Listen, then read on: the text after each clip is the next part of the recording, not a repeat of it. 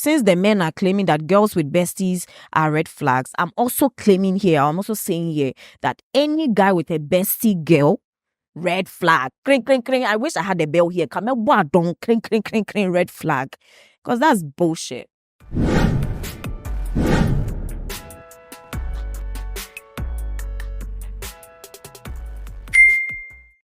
I'm back again. Yes, with another episode of the POV. If you're new here, please don't forget to subscribe, like, and then please share the link. Of course, we want other people to also have access to this content, to listen to people's real life stories and share their opinions with the hope that their opinions would help these people make drastic decisions in their lives. Basically, yeah, that's it for the POV. And to the people listening on Spotify and audio podcast, don't forget that I have you in my mind right here as I am going through this episode. So this week has been exciting. I know that you may have seen me at events. For those who saw me at events and said hello right back. I love you guys so much. I like it when you see me in the town and then you start, I like it. It's interesting. I met some people at Cantamanto. I met some people at Keke for the Needy. I met some people at Garage. It was an interesting time. It was exciting. I actually met some people at Nsiomunam too. Yeah, so interesting times. You guys were amazing. And I've been doing a lot of church recently, and I meet you guys a lot in the church too. It's exciting when I get to meet you guys. So as usual, we're going to go straight into the Let's Talk segment of this episode. And this one, the question said, how do you respectfully ask for sex? How do you respectfully ask for sex? And this one said, our first time, my husband said, are you okay with where this is going? I thought it was sweet and respectful. And then there was a response that said, that depends if you have the same idea of where it is going though. If he starts inflating a kiddie pool on the bed floor, you might have to redirect your consent or double down depending. Someone said this, with my GF, if I'm horny, I just kiss her passionately out of the blue. From there, I just watch her response. If she answers with another passionate kiss, I continue. If at some point she starts doing another thing or gives me a non-passionate kiss, like small kiss followed by a cute smile, I just stop there. The person, and there was a response saying, I love this approach. Reading people's body language is so important. And that's what people don't get. Some of you means, even when you kiss the girl and the girl that's small, babe, then no, you still want to, oh, babe, don't do that. They're pressing. Babe, don't do that. You're pressing. They're no slunku. It's not going, no, but you try and be doing this. Then fluku, it has entered it in, just like that. And the girl will be doing but still, you'll be doing it. Hey, you people should have some mercy for us, Kakra. Someone said, I'm married. Wanna fuck is as respectful as we get. That's cringe for me because in as much as the response is crazy, that's cringe for me because I feel like in as much as we're married, it still has to be respectful enough. So if you come to me and just say, wanna fuck, I don't think it should be every day that you come and be like, wanna fuck. No. Some of the days you can be more romantic about it as a man. And I feel like one thing that you guys may not know is that sometimes the girl may not be in the mood, but how you ask can put her in the mood. So imagine, trying to do something with your girlie, right? You have some smooth jazz playing or some romantic music playing with your shower lights, red lights on, kissing her from the feet to the head. That can even put her in the mood. But you, dear, wanna fuck? Baby, go and fuck. Someone said more like cockroaches we made by fucking. If I'm being respectful with the wife, it would be like make love, or would you care for some penis? I mean, even would you care for some penis is cool, it's cute, it's cute, yeah. This one says, as a married guy, I find most of the times it involves one or the other looking over the others. Making eye contact and then saying sex is a silly voice seems to work. So in a silly voice seems to work. There are different ways of doing this. we state that we have washed recently and that the other person would also wash, then maybe we can fuck. It works about 50% of the time. The rest of the time is taken as just good advice being given out. Another person said, I knock the door when my partner is showering and yell. I join. If he's at his desk, I'll yell, are you on Discord? And if not, sex. Sometimes I am sad that we hadn't had sex and I tell him I'm sad because there was no sex for a long time, which often leads to sex. I mean, even that, you have to be cute about it because it won't make it nice. Someone said, depends on the context and the nature of your relationship. One of my partners was pretty timid and although loved sex, I had to be coy and charming.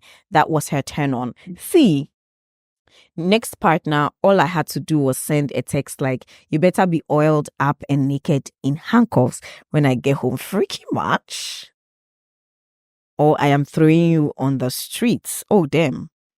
People are all different. There's no way to ask for sex. You just need to learn how to talk to the person you're with. Once you learn a person, you won't be confused about how to ask them for things.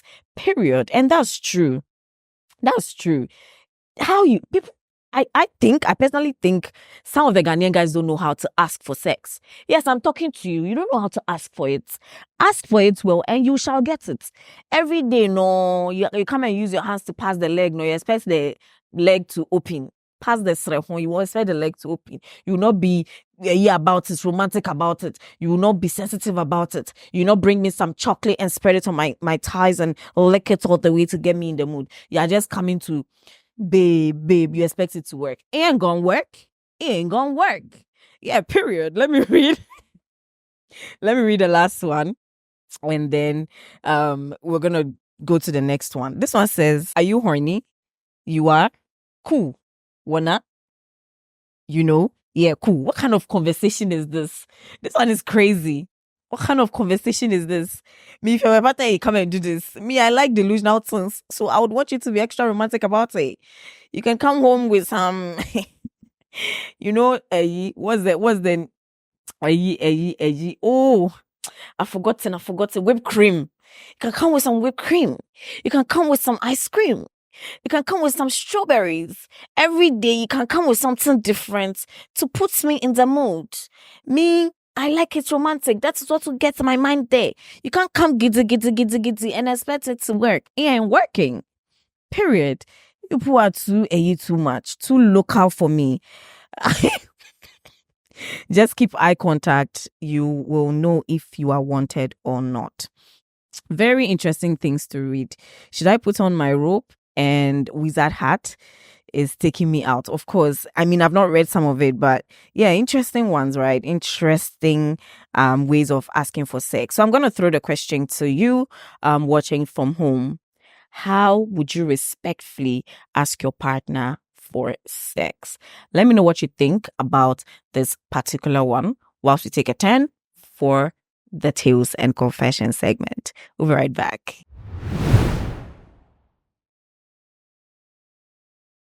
Yeah, so let's get straight into the stories we have for this episode. And recently, I've been forgetting to do one of the most important things for the podcast that people used to, remember, like, hey, you've not said it. And that is if they posted it on social media. Then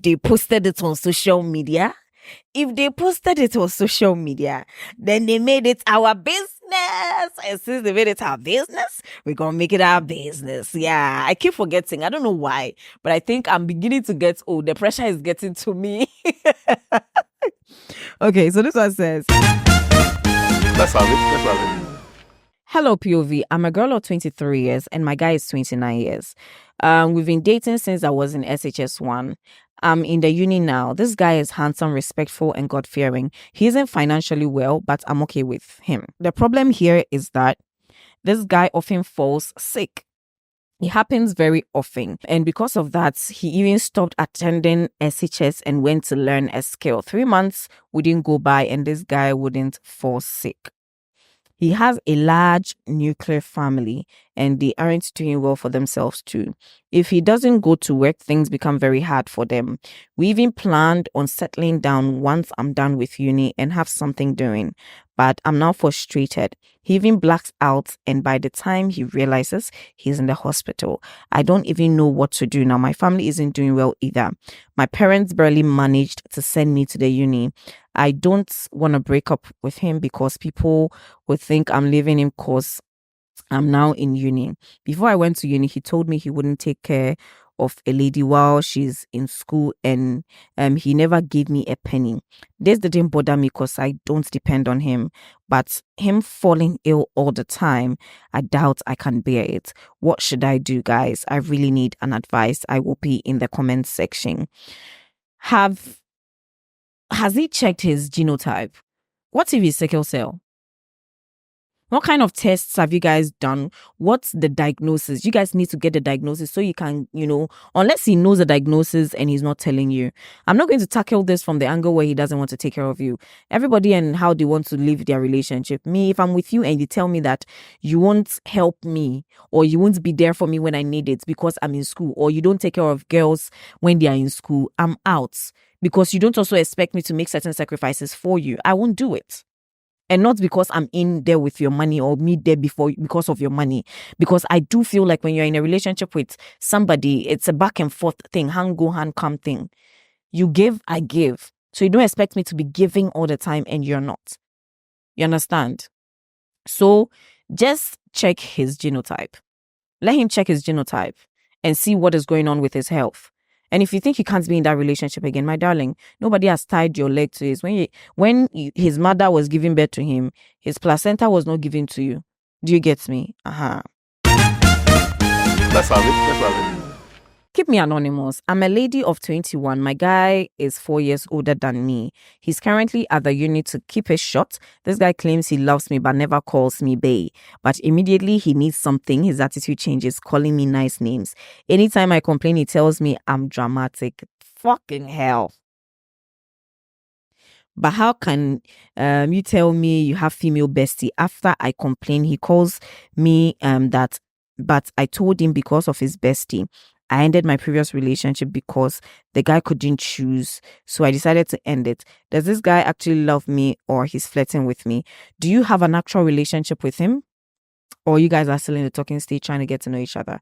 Because I think Scanty recently did like Bants and Rants. There was an episode where they were talking about besties and he was so keen on the girl, talking about the fact that she has a bestie and her bestie doesn't want to sleep with her and all that. So I'm going to put that question here. He said, as a girl, text your bestie, your guy bestie, and what do you call it? Tell him that you're done with your relationship and want to be with him and see his response. I don't know whether I'm being accurate about that or not. I'm going to flip this thing. If the girls cannot have besties, do you think it is wise for the men to also have besties? Exactly. What kind of bullshit is this? My dear, please, red flag, okay? Since the men are claiming that girls with besties are red flags, I'm also saying here that any guy with a bestie girl, red flag. Cring, cring, cring. I wish I had a bell here. Come on, don't cring, cring, cring, cring, red flag. Because that's bullshit. Let's have it. I need advice, please. My mom is forcing me to marry, but I'm not ready for marriage now. I'm in my final year, level 400, and I started dating my BF since I was in SHS 3. We've been dating for 5 years now. My BF traveled 2021, and I've been waiting for him since Since my BF travel, I never dated anyone apart from him. He sends me money and other stuff. My BF came last year, 2023.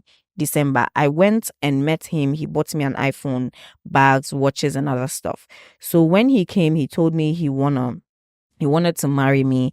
I accepted it and we are planning for next year. POV, can you believe my BF have been in a relationship for 2 years? The lady was in Ghana when my BF came to Ghana. The lady visited him, cooked for him, go out with him, even take her to the hospital. Last month, I was there. A lady chatted me. She's dating my guy for 2 years. And when she visited him, he sees my chats on his phone, nor his call logs. That's why she removed my number from his phone. Wow. Okay, where's the rest of this story?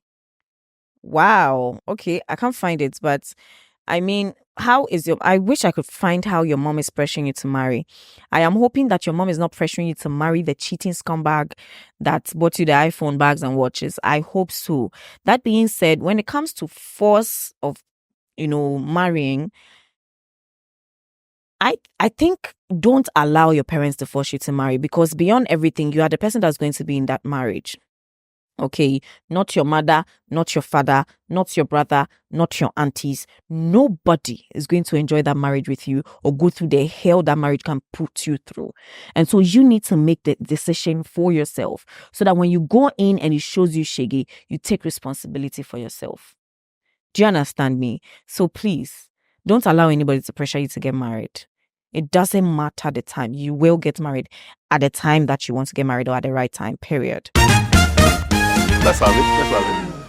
I've been with this girl for 2 years, but before this journey, she has been cheating on me always. And when I find out, she will cry and apologize, and I'll forgive her. The most annoying and painful part is she had sex with my own junior just in the name of besties. Problem. I'm still with her because I wanted to be with only one lady till marriage. They play. I'm in level 200.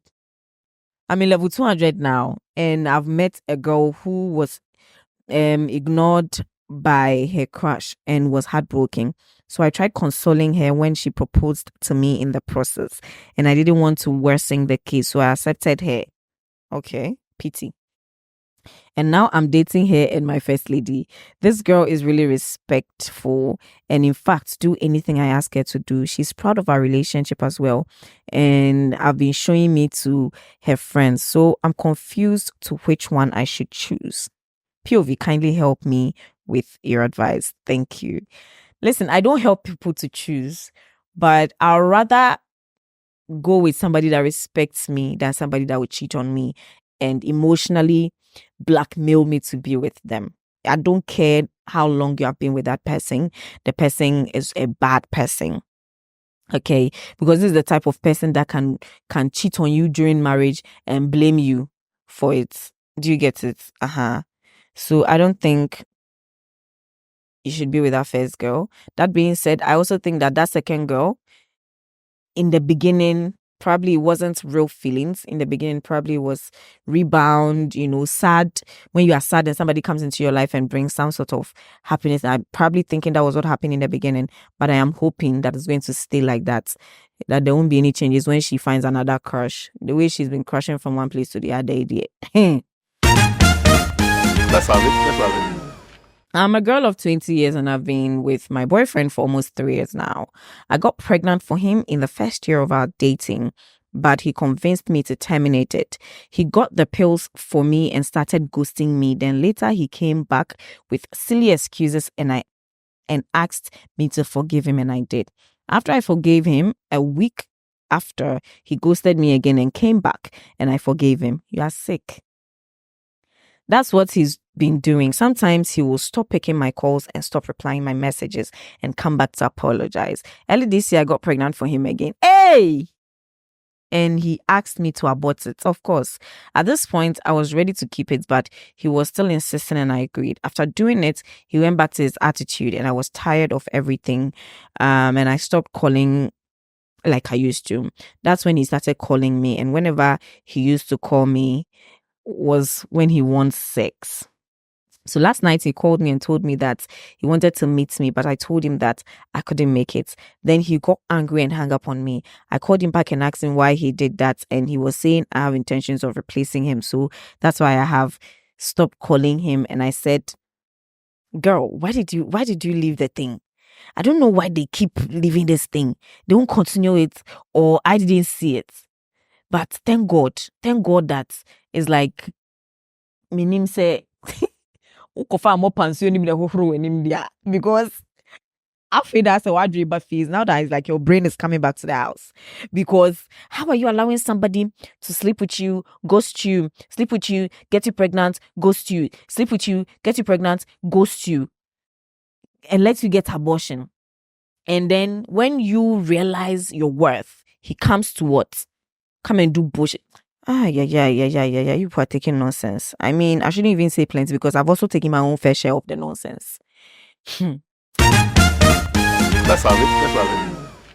Hi, I'm a lady who just turned 26, done with university, yet never had any serious relationship. I love God so much. I feel at times relationships are just distractions, and it will definitely happen when the time comes. After service, life has been so hard that as the first child of my parents, I feel I have almost failed them. I recently moved to Kumasi through a family friend who helped me secure a job. Fortunately, the job was paying so well, close to 3,000 a month. Now, my boss suddenly terminates my contract, claiming restructuring. I felt so broken thinking of restarting again. Now, there's this colleague who was making advances at me, though married. I found solace in him that he could even come visit me in the house and all. Mind you, he's also having issues at home. He comes around so we will talk about it for him to feel better. Before I realized we were having sex, I just knew it. He took my virginity. It started becoming a routine. Passes by on weekends, takes me to a hotel and fuck. I feel so guilty typing this, but it looks like he's stuck with me. I could sometimes cry myself to sleep, yet gives to his demand every time I want to cut him off, whether rain or shine. If I call him to pick me up, he would come. I need help. I never intended to date a married man. I've asked him to go to his wife most times, but he comes back to me. I can't even pray. Anytime I try to pray, I cry because of guilt. I need help. Girl, you've been stigmatized. You've been stigmatized. You need a anointing oil. You've been stigmatized. My love, I understand you. I understand you from the point where you've never been in a relationship, a serious relationship before. You've never had anyone show you that type of, feeling before. And so when you got it from the wrong place, you grabbed it. And the one thing that you were keeping so well for the right person ended up in the wrong hands. This is what I can tell you. I don't know if you have friends, like proper sensible female friends, or you have an elderly person in your life. You can sit down, and this should be somebody that you will trust, that will not use it against you. And then try and let the person help you, because you can't keep this to yourself. And in terms of the praying, let me tell you something. God is a merciful God. Okay? God is a merciful God. So you see the crying that you're crying, cry and ask for forgiveness. Because you see, God knows that we human beings here, we are sinners. That is why he stated that if you confess your sins with all your heart, he's faithful and justice to forgive you. Okay? So believe in the fact that the Lord is a merciful God and pray for forgiveness over sleeping with another woman's husband, and speak to someone sensible on how you can let this stigmatization leave your system. Okay?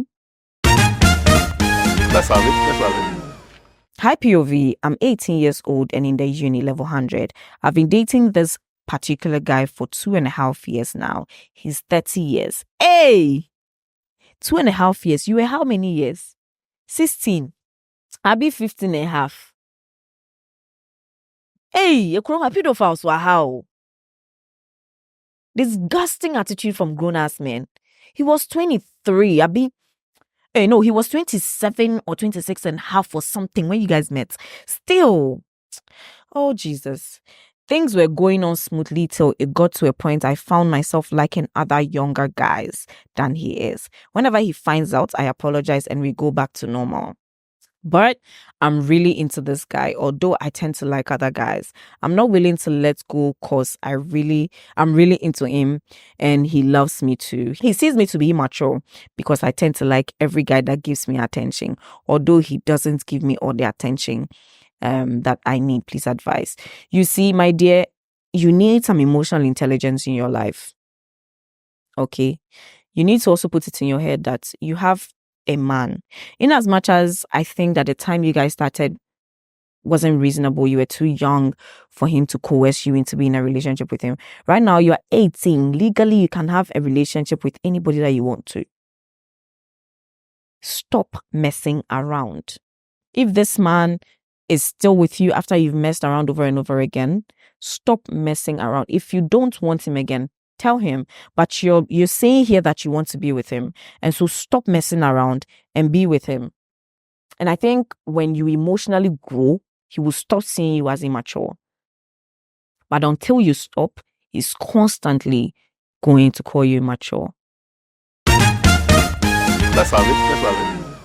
Please keep me anonymous. I'm 23 years old guy and I saw this lady that I'm currently dating at my area. So I proposed to her and everything went well. Fast forward, she came and visited me in my house just last week, and after she left, I have been trying everything humanly possible to reach, but his number has always been cannot be reached, which is making me uncomfortable because my past experience with my ex, I really love this lady and I can clearly see she reciprocates, but I still have this feeling of losing her because of how my last relationship ended. The tragic incident that my ex left me with still pops up in my mind, which I have been trying everything human possible to heal from, but nothing seems to be working. Please help a brother out. If she's not responding to you, probably she has ghosted you. So you better start bracing yourself. Heal, because I don't think you have healed. Heal, so far as your ex's wahala is still popping up in your mind. Heal, because you have not healed. Because it's like this one is going to do your ex 2.0. She's ghosting you with that. She has changed number or blocked you. Do you know her house? Do you know how you can get to her? It's not. She has blocked you, possibly. Let's have it. Let's have it. I'm a guy of 24 years. When I was 19, I met a lady. Let's call her Amma. I realized she was interested in me, but I told her I wasn't ready and still healing from my previous relationship. She's very caring and understood me. But one thing led to the other and we had sex, even though we were not dating. She was like friends with benefits. I moved from that area and we lost contact. 5 years later, I'm now in my final year in the university and currently dating a lady. Let's call her Ya. She is in level 300 and we've been dating for 2.5 years now. Ya is somehow, one moment she's acting like I'm her wealth. In another moment, she'll be acting like an angry, possessed person towards me. I know ladies sometimes get mood swings, so I just ignore her when she's acting that way. Both our parents are aware of our relationship, and even her mom sometimes sends me stuff from abroad. Fast forward, Amma, the friend with benefit lady, got my number from a friend and now wants a relationship with me. I told her I got acquainted with someone and now I'm dating the person. She understood, but sometimes just brings up the idea of dating and even uses the shagging that occurred between us as a weapon against me. That's a red flag. Saying I used her. I don't think I used her because we both agreed to have sex and nothing else, period. And moreover, she's now with one kid. That's one of the red flags for me. Okay, so she has a kid now. This lady is very caring and supportive, but the depth of my feelings for her is superficial, and I don't want to give her vanity hopes. My girlfriend, Ya, on the other hand, is not caring and supportive as Amma. I feel like since our parents are involved, I shouldn't just end things with her like that. Plus, her mom really likes me and even queries my opinions on decisions sometimes when it comes to her daughter. I'm really discombobulated because in my mind, Amma is very supportive and caring and is a perfect wife material. Okay. Ya is the one I love and my mom also loves her. What should I do? So I am going to carry the parents' part and throw it away because I don't give a damn about that part. It is you and your Ya that is, a couple. Now you see Amma, that is the friends with benefits.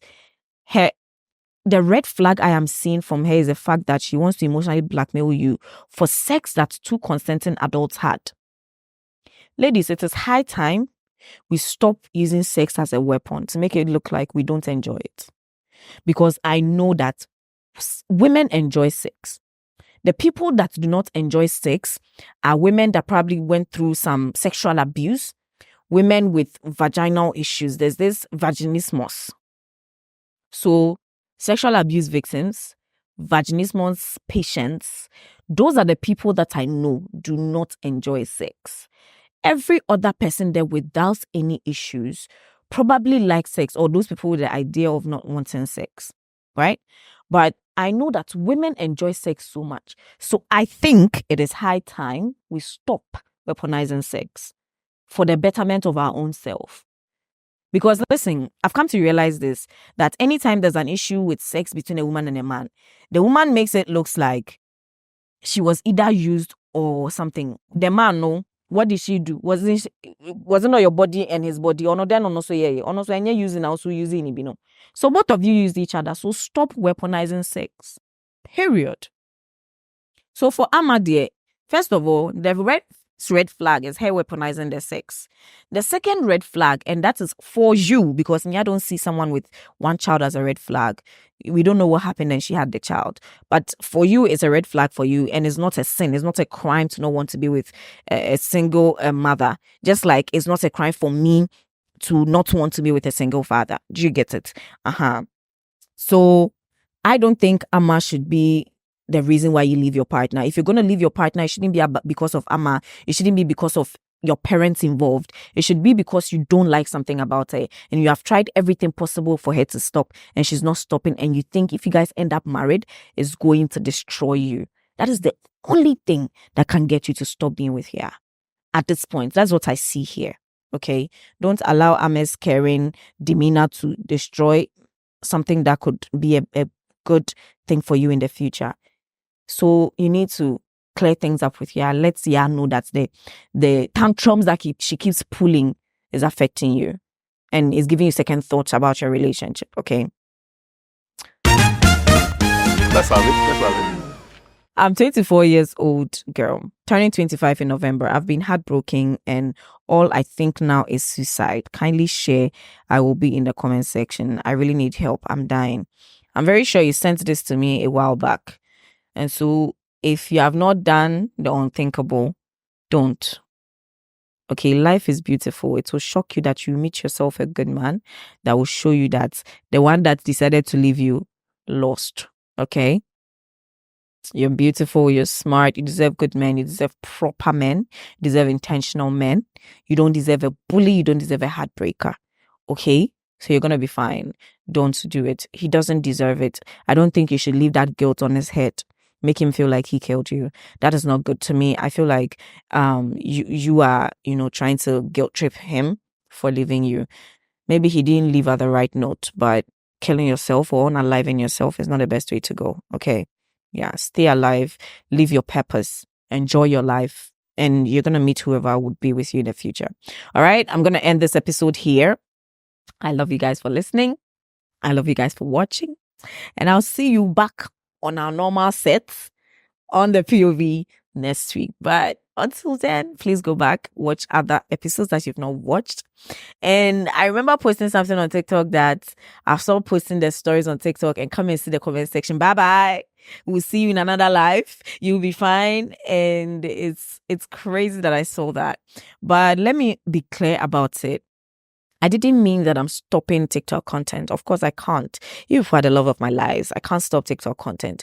What I'm just trying to say is that it would mean a lot to me if you go into my bio, subscribe to my YouTube, and then, watch the stories there. Obviously, I'm going to post content on TikTok. Obviously, I can't leave you guys hanging, but do me this favor and go subscribe to my YouTube. And I really appreciate it if you watch the episodes in full, like every other person does, and come on TikTok and let's talk one-on-one about things that people are doing on X and the rest, and make it more fun here. Okay, I don't want the POV to center around just reading stories and relationships. I want it to be about everything that goes on social media. It could be social issues, relationship, sometimes politics kakra, sometimes gossips kakra, sometimes banting with other people kakra. Do you understand? So basically that's that. So I didn't say I'm stopping TikTok content, but go subscribe to my YouTube. I'll see you in the next video, and I love you guys so much. And I'm saying this again, don't see me in public and be eyeing me. I know this guy. It makes me too uncomfortable. When you see me, please come say hi, and I'll say hi right back. Okay, bye. Subscribe.